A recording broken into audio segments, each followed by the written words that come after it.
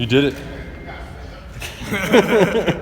What's this process been like? Just take us through it, up until today, going back and forth, what sold you on Kentucky and just what was this whole process like? Stressful. Just figuring out what the best place is. Like a lot of long nights. Just thinking, a lot of sleepless nights. Like some nights, I see myself, going to Kentucky. The other nights, I see myself going to Michigan State. But, I've been having a chance to, talking to these coaches and just like really getting a full vibe of it. I just felt like, with no doubt that, Kentucky was the best place. Is there a sense of relief? Yes. I mean, how close were you to picking Michigan State? How close was it before you finally made the decision you wanted to make with Kentucky? They were pretty even, like extremely even. So when did you know for sure it was Kentucky?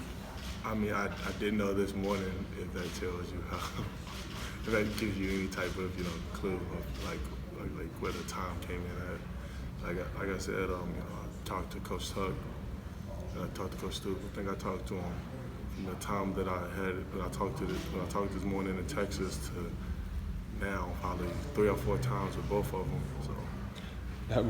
Did you tell Vince and Stoops beforehand, or did they find out when everybody else did? No, I didn't tell them.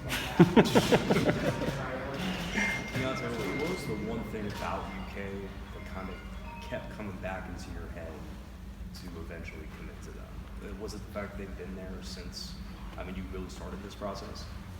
I really would say all of it. They were there when I was young. The relationship and it's home. You have you filled out all the paperwork to make it official and sign your NLI and get it done, or working on that still? He's working on that, yes. Are you planning on enrolling in January? Yes. You were with Deion Walker today. What was y'all's conversations like? It was just talking. Really, I don't think I remember where he signed to. Do you know if he's going to do offense, defense? Do you have any clue? I have no clue what he's going to do. I think he probably did defense. There's a lot of big dudes on that offensive line in this class. Yeah. How excited are you to just get on to the next chapter and kind of move on past the recruiting process into the actual football part of things? I'm very excited. I can't wait to get to college and be able to, start playing games, just help Kentucky, start winning more. You mentioned you got to go to a lot of places. You got to see a lot of football games. What were some of the this had to be kind of fun at times. What were some of the highlights of your kind of recruiting excursions and all that? I would say the Michigan versus Ohio State game, going to A&M. Let's say having a chance to work with Doug Marone. Those were getting a chance to work with Coach Atkins at Florida State. Those were some of the highlights that I would say. What's the biggest thing you learned after this whole process? That might be a hard question to boil down to one. Like football, or just this whole thing. Really. Shoot, the biggest thing that I felt like I learned. You should probably trust your gut the first time. Well, could you take us through maybe what was like maybe Vince or Mark called you, maybe when you were going to other visits, were they like stressed out or wondering what's going on, or was it anything maybe comical now to think about?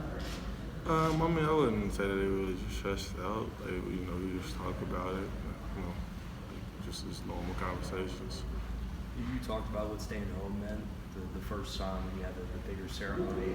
What about that now kind of sticks out to you about the fact that you will get to play in your home state and be in front of everybody? You guys made that again, my bad. Yeah, no problem. What does it mean just to stay at home and play in front of everybody in your home state? It means a lot, born and raised here, from Louisville. So just being able to play in the Commonwealth,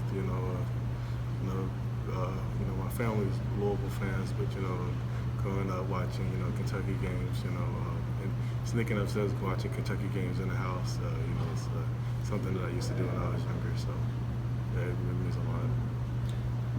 You're a pretty reserved and quiet kid for the most part, on social media at least. What's it kind of been like having all the attention on you for the last 48 hours? I mean, it's a little different because, you know, I play a position that we don't get a lot of, of course the plane goes over. I play a position that, you know, doesn't get a lot of, a lot of social media attention. And, you know, then also, you know, I'm a very quiet person. So, getting a lot of the attention that doesn't bother me. I don't really pay attention to it a whole lot. You know, just try to stay focused on what's really important to me. Do you feel any pressure to perform and kind of turn all this into the big expectations?